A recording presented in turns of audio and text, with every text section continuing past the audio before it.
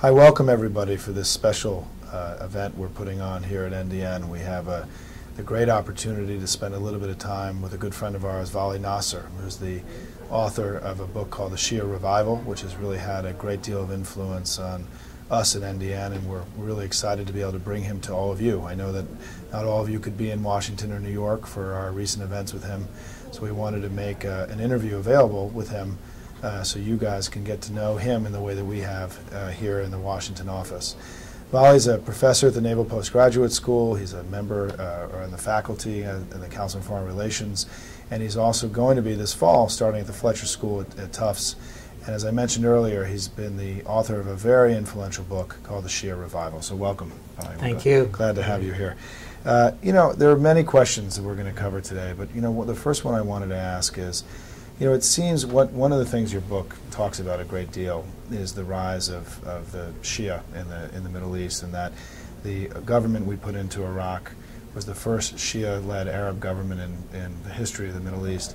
Do you think that the United States government was really aware of what it was doing in terms of how the putting in a Shia-led Arab government into the Middle East might unsettle whatever the balance was, and whether it was an unstable balance to begin with? But it seems to have unleashed a whole new dynamic and force in the Middle East that I don't think we were really prepared for. And where do you think this will end up going in the next few years? Well, you're right. I don't think either policymakers were not aware of this, or some even old Middle East hands in Washington tended to look at the Middle East the way the Middle East saw itself. In other words, as Sunni Arab, with the Shias being invisible there. Or those who thought about the Shia didn't really think through what might be coming around the bend. In other words, what Shia empowerment mean? Will Sunnis accept it?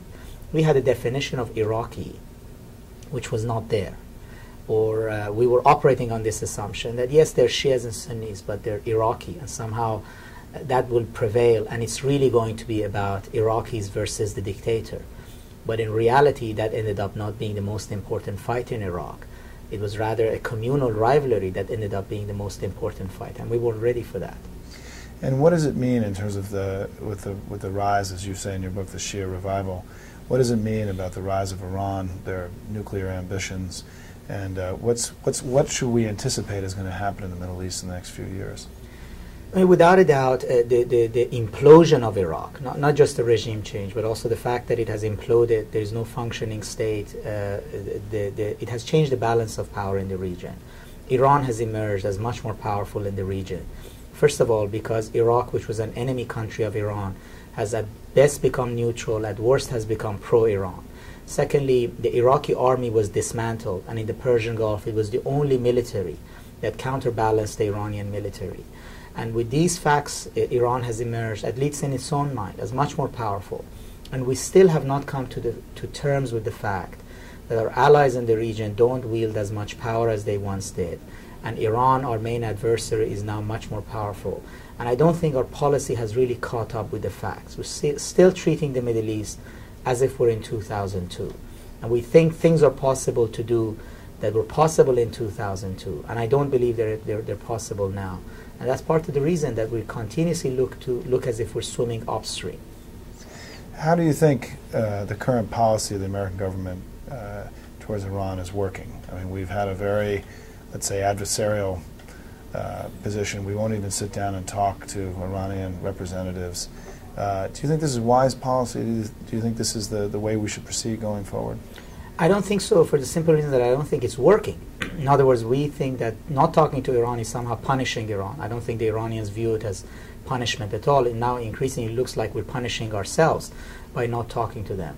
The fact is that Iran has gone from power to power since 2001, especially since 2003. They continue to build their nuclear capability, and the policy of sanctions, of not talking to them, of trying to isolate them, is simply not working. So we have to think in terms of what do you do otherwise.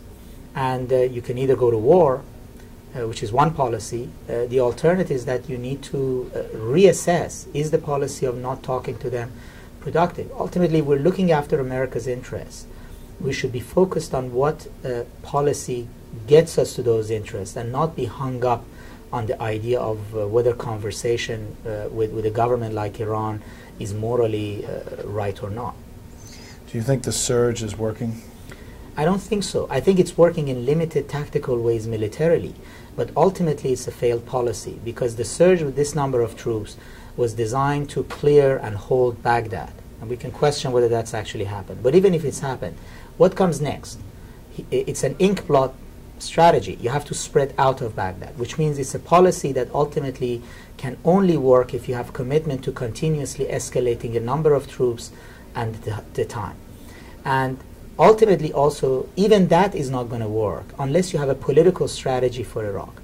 Otherwise, I call it a finger in the dike strategy. You can stay there with your finger in the dike and keep the two sides apart. But if you don't have a solution in the day that they can live by, the minute you pull out your finger from the dike, the water is going to gush out.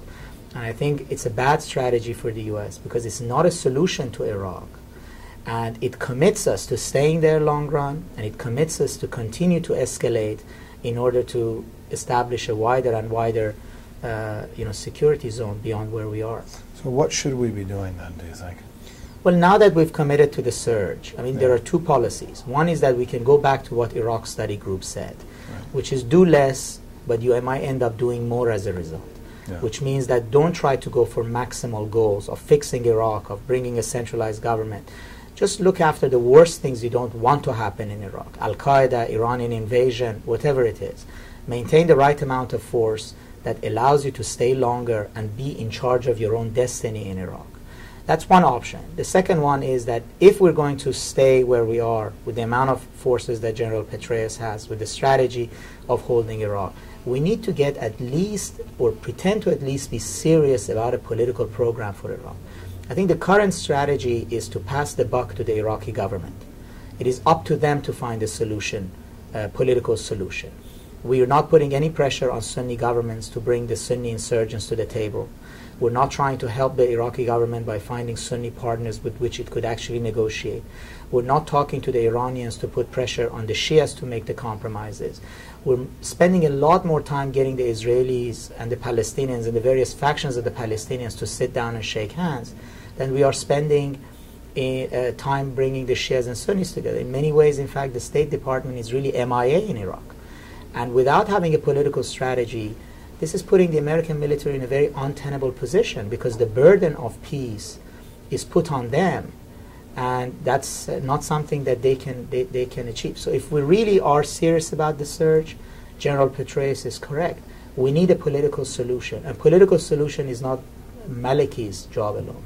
It requires a peace process. We need to do what we did in Northern Ireland, in Yugoslavia, with the Palestinians. We may fail. It may be too late, but we're not even pretending to be doing it. What seems so interesting about all this is that we've sort of swung back and forth between being for the Shiites and being for the Sunnis, and our moderate allies in the Middle East, as Condi Rice calls them, the moderate Arab states, which are all Sunnis, have no vested interest in there being a permanent Shiite-led government that's allied with Iran. And what I have a hard time seeing is what's the end game here?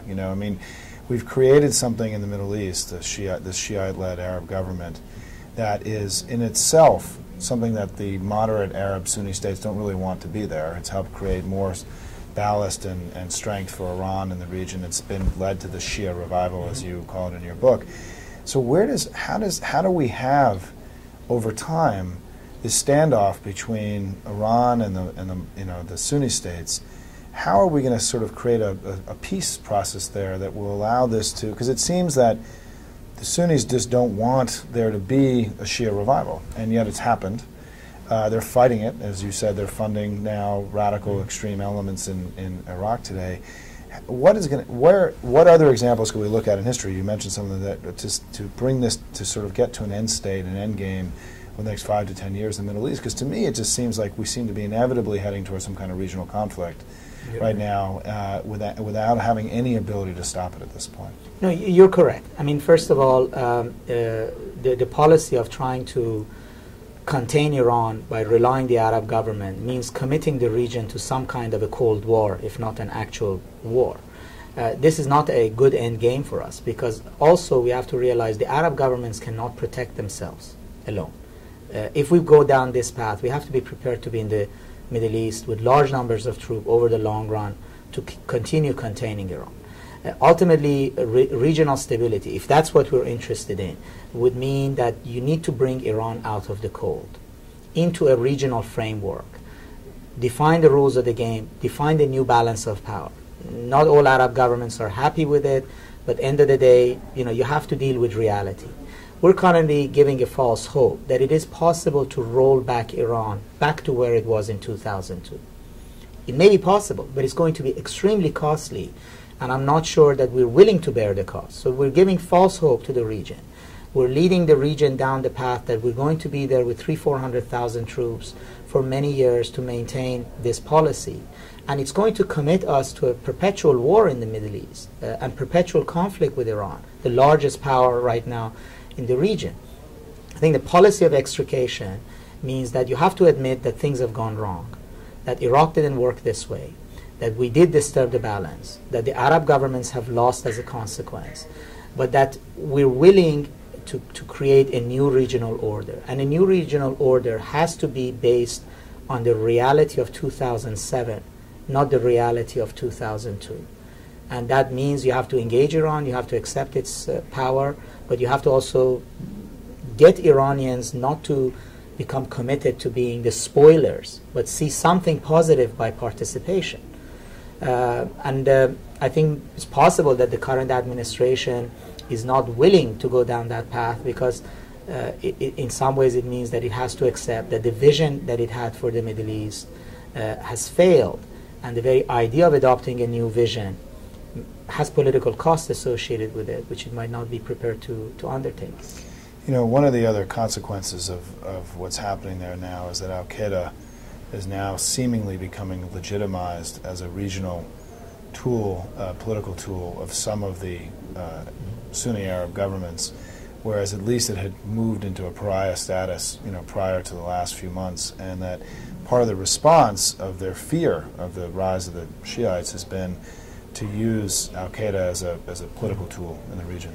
How concerned should we be about this in long term of the sort of revival of al-Qaeda? Is al-Qaeda regrouping? Is it strengthening? Is it training new recruits and using them in Iraq? And what's the long-term implication of what's happening with al-Qaeda itself in Iraq today?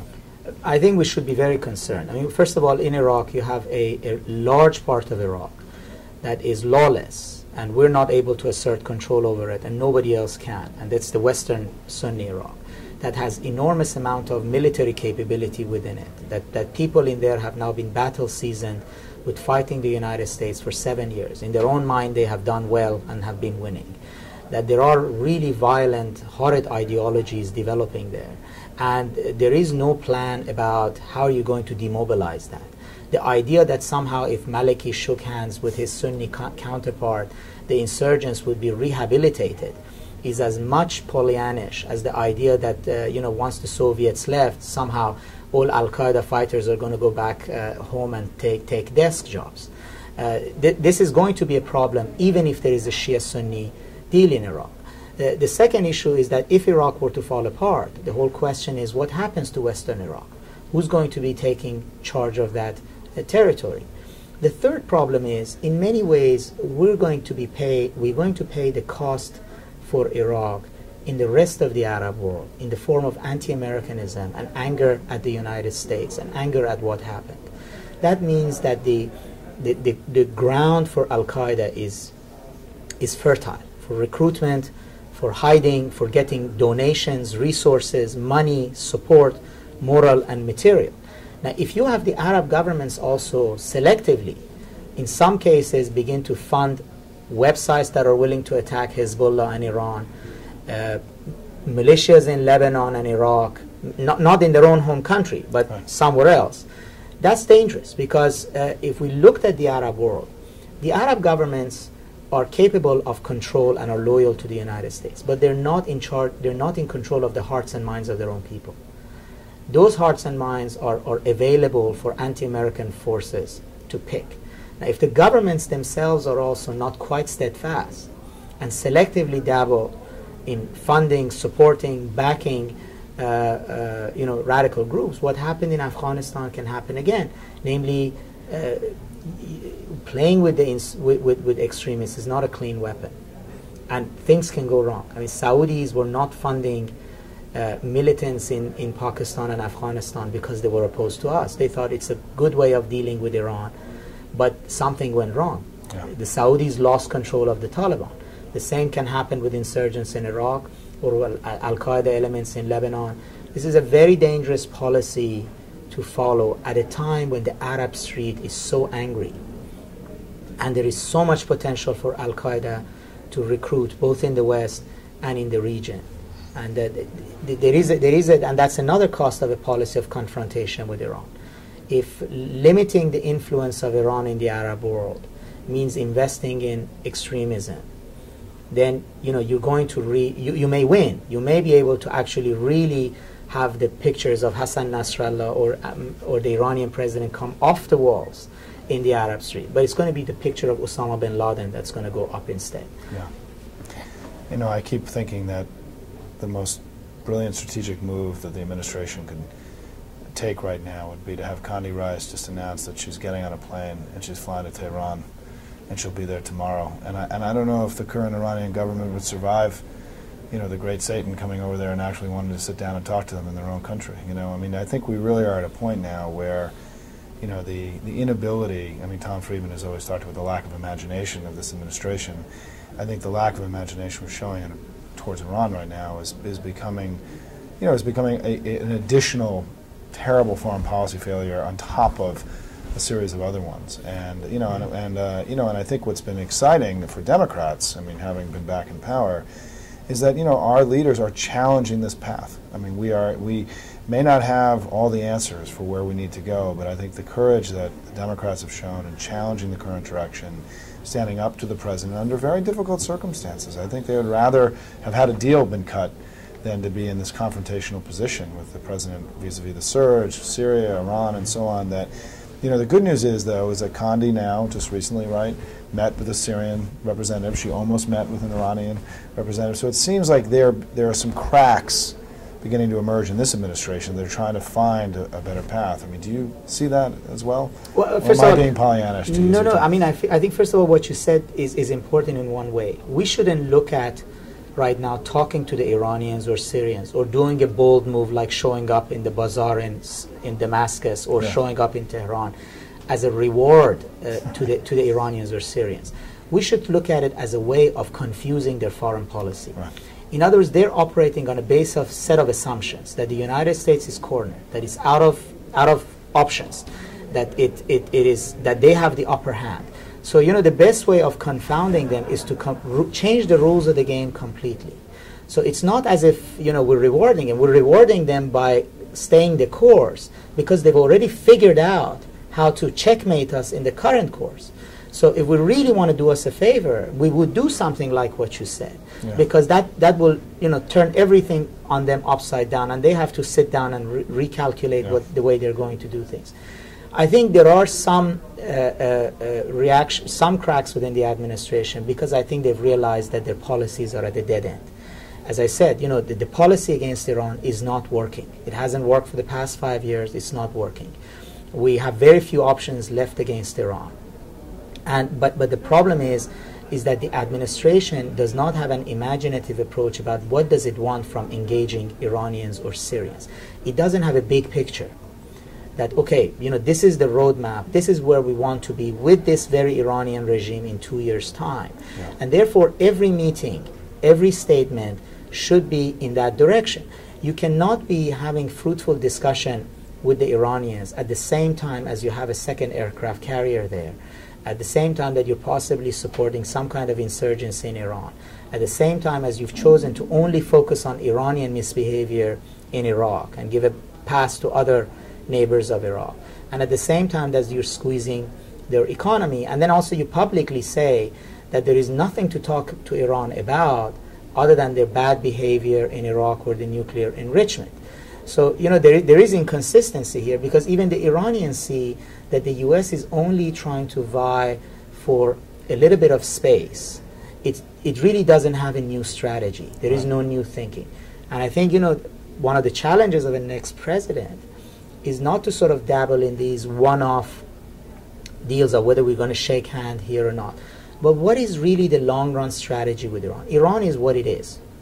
We cannot change it. Unfortunately, as this heinous president with its rhetoric, we cannot choose the president. The question is not whether this guy is good or not. The question is, the reality is Iran is a two-ton elephant going towards nuclear weapons. We have one or two options. We have to do a cost-benefit analysis. Where do we want to be with Iran in 2 years? How many troops do we want to have involved? What kind of money do we want to be sinking into the Middle East? And then we would say, okay, this is our strategy. And every step we take should be in that direction. I don't see that kind of long-range thinking. I think, the administration is only playing tactical maneuvers. It's the same with the Palestinian issue. There's nothing new on the table other than getting these two guys, Olmert and Mahmoud Abbas, to shake hands and take a photo. There is no long-run vision there. There is the same issue with Lebanon, and it's the same issue with Iran.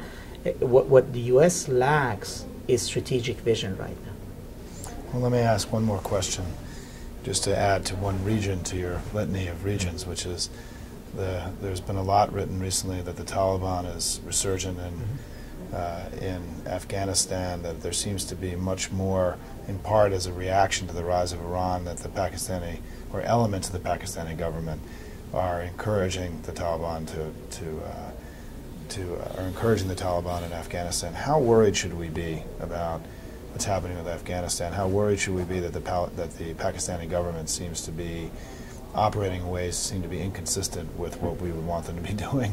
And as another region of the world that is potentially has exported trouble and chaos before, are we facing sort of dark days ahead of us in Afghanistan?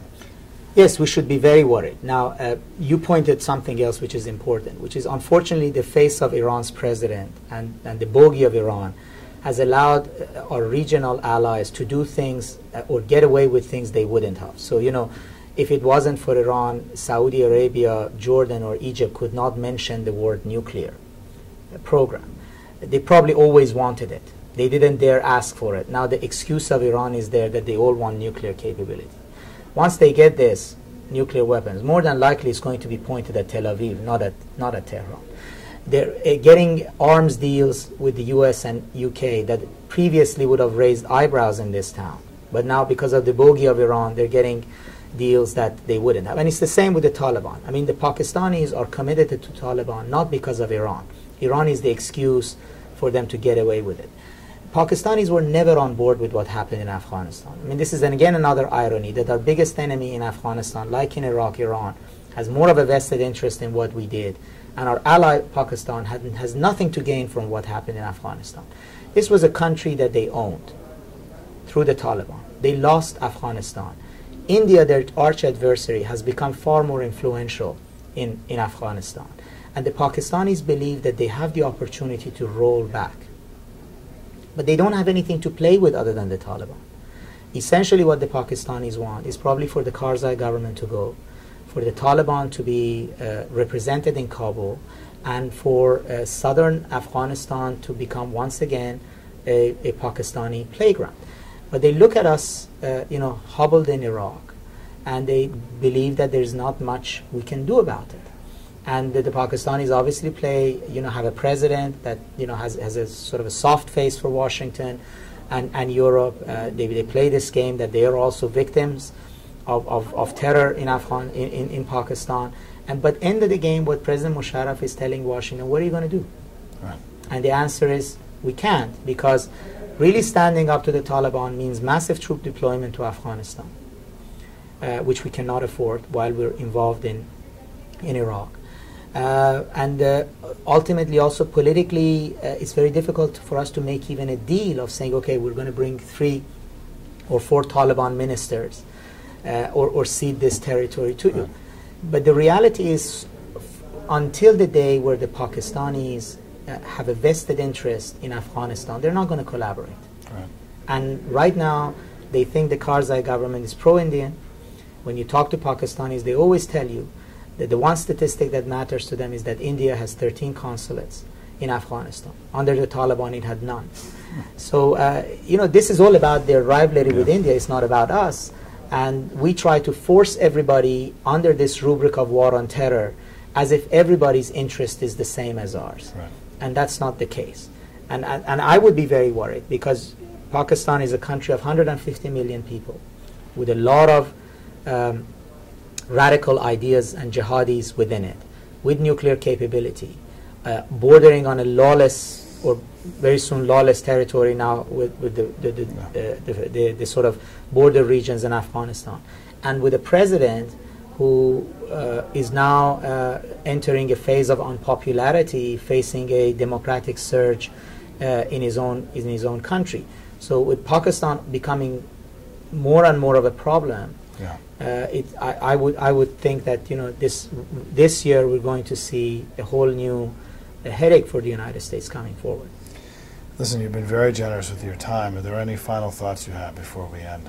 No, thank you for inviting me and for providing me with this opportunity to have this discussion with you. Well, the most important part about our time together is that Vali and I were at Tufts together many years ago. That's right. And actually he taught a class of mine. We didn't figure this out until a few months ago. And you're going to be going back to Tufts That's correct. In the fall, and your kids are going to learn what snow is all about. That's right, and you're there already, so we'll have more opportunities to collaborate on our alma mater. Yeah, well, listen, thank you, Vali, so much. Thank you. And really very grateful for your time. And this is the first in a series of interviews we'll be doing. Let us know what you think.